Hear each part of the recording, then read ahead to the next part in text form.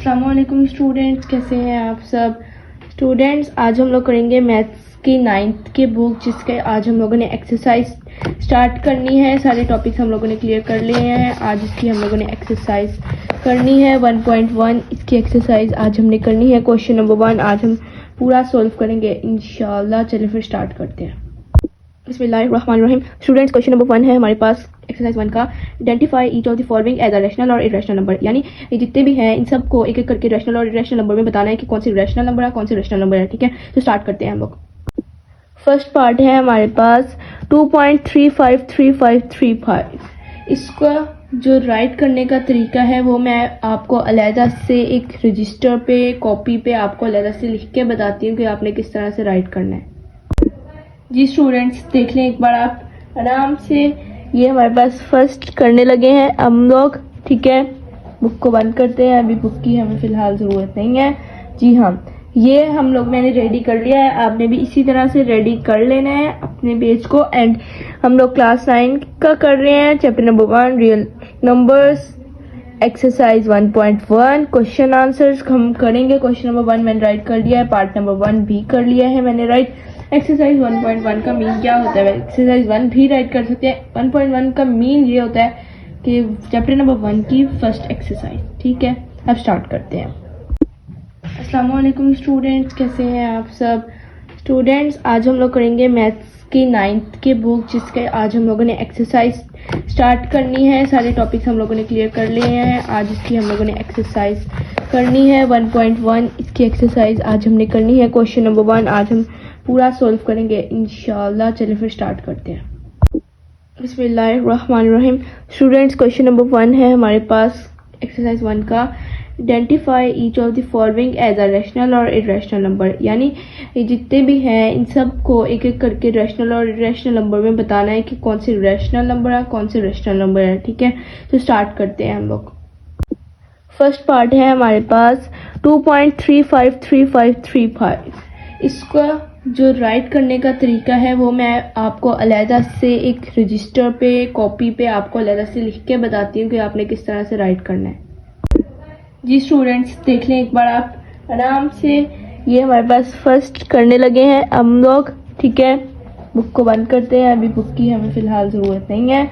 जी हाँ, ये हम लोग मैंने रेडी कर लिया है। आपने भी इसी तरह से रेडी कर लेना है अपने पेज को। एंड हम लोग क्लास 9 का कर रहे हैं, chapter number 1 real numbers, exercise 1.1 question answers हम करेंगे। क्वेश्चन नंबर 1 मैंने राइट कर लिया है, पार्ट नंबर 1 भी कर लिया है मैंने राइट। एक्सरसाइज 1.1 का मीन क्या होता है, एक्सरसाइज 1 भी राइट कर सकते हैं। 1.1 का मीन ये होता है कि चैप्टर नंबर 1 की फर्स्ट एक्सरसाइज। ठीक है, अब स्टार्ट करते हैं। ठीक है, अब आपने किस तरह से राइट करना है।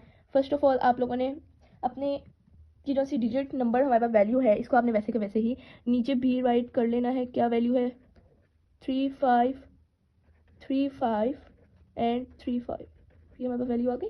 अब देखें, ये हमारे पास पता चल गया कि ये कौन सी वैल्यू है। ये हमारे पास टर्मिनेटिंग डेसिमल नंबर है और ये हमारे पास टाइप है रैशनल नंबर की। ठीक है ना, रैशनल नंबर की टाइप है टर्मिनेटिंग डेसिमल नंबर। तो इसको हमने इस तरह से राइट करना है कि जो सी वैल्यू है 2.353535 इज आ टर्मिनेटिंग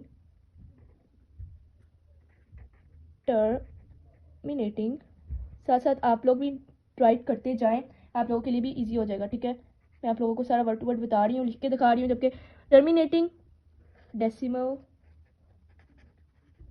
नंबर, ठीक है, इतना आपने राइट कर लिया है। तो आप लोग इसके बाद आप लोगों ने एक कॉमा लगाना है, लगा लिया कॉमा। इसके बाद आपने लिखना है therefore THEREFORE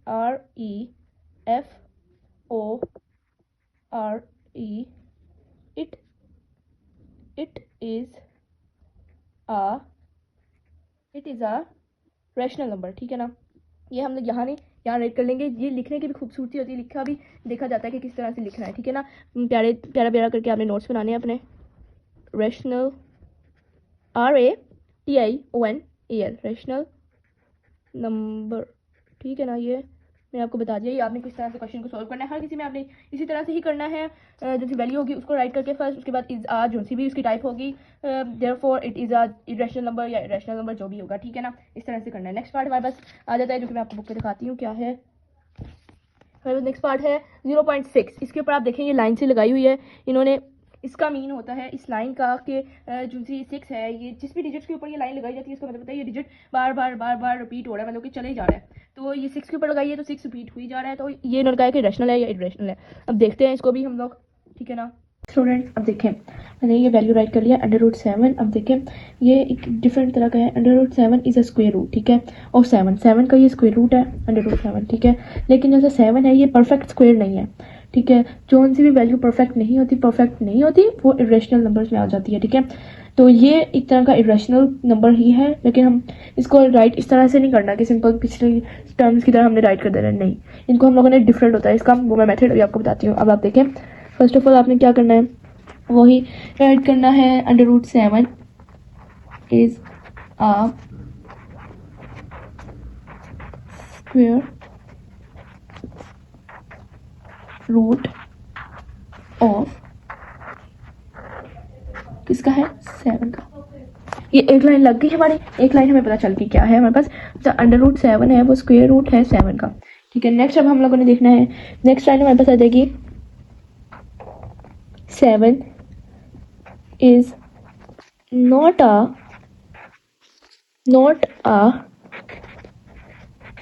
perfect square root, ठीक है। हम जैसे स्क्वायर लिख लें, रूट की जरूरत नहीं है, कोई लिख लें ना लिखे एक ही हो गया, ठीक है ना। तो जैसे हमारे पास 7 है ये एक परफेक्ट स्क्वायर नहीं है, ठीक है ना। ये आपने याद रखना है कि 7 हमारे पास परफेक्ट स्क्वायर नहीं है।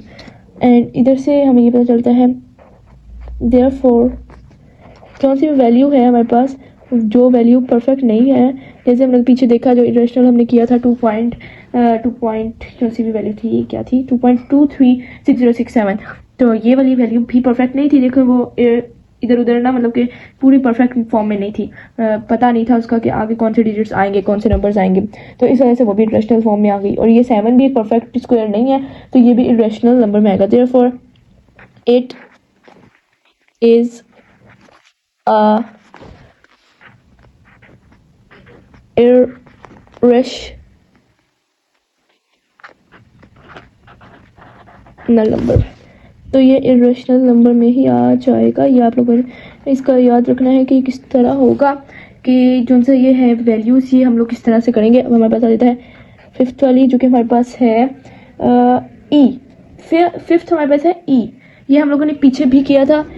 ई का मतलब क्या होता है, ठीक है ना, ये हम लोगों ने पीछे किया था कि ई क्या होता है, मैं बुक में आपको बता देती हूँ। ई का मतलब हम लोगों ने पीछे किया भी था, इधर मैंने लिखा था,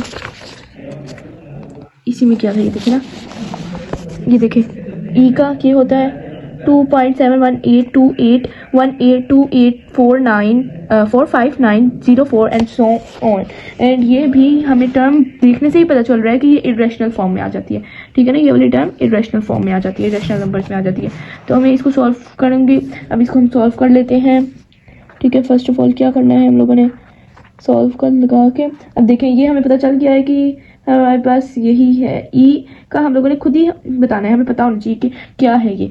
तो फर्स्ट ऑफ ऑल हमने क्या करना है, ई राइट करना है, इज इक्वल का साइन लगाना है, ठीक है। उसके बाद हमने कुछ नहीं करना, वही वैल्यू जो सी है हमारे पास 2.718828, ठीक है, 18 फिर 28 फिर से 45, ये पूरी लाइन इसी के लिए यूज हो जाएगी, 45904 एंड सो ऑन, ठीक है।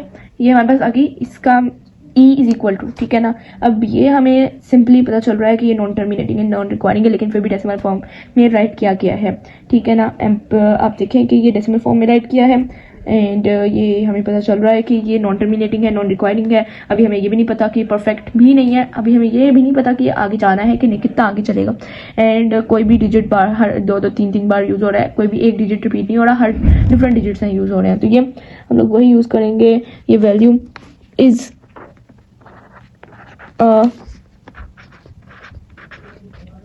नॉन टर्मिनेटिंग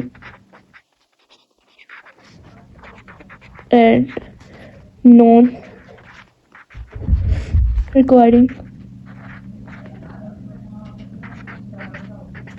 decimal चलो ये लाइन पर राइट कर लेते हैं, डेसिमल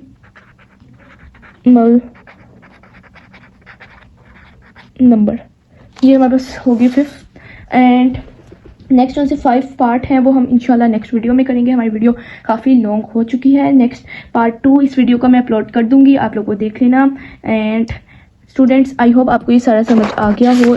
इंशाल्लाह नेक्स्ट वीडियो में आपको यही बताऊंगी कि आपने किस तरह से करना है। देखिए एक बार ये मैंने सारा आपको सॉल्व करके बता दिया कि आपने दूसरा पार्ट मेरे चैनल में मिल जाएगा अवेलेबल। सेकंड पार्ट के अंदर हम लोग बाकी इस क्वेश्चन के रिलेटेड करेंगे। ओके, अल्लाह हाफिज़।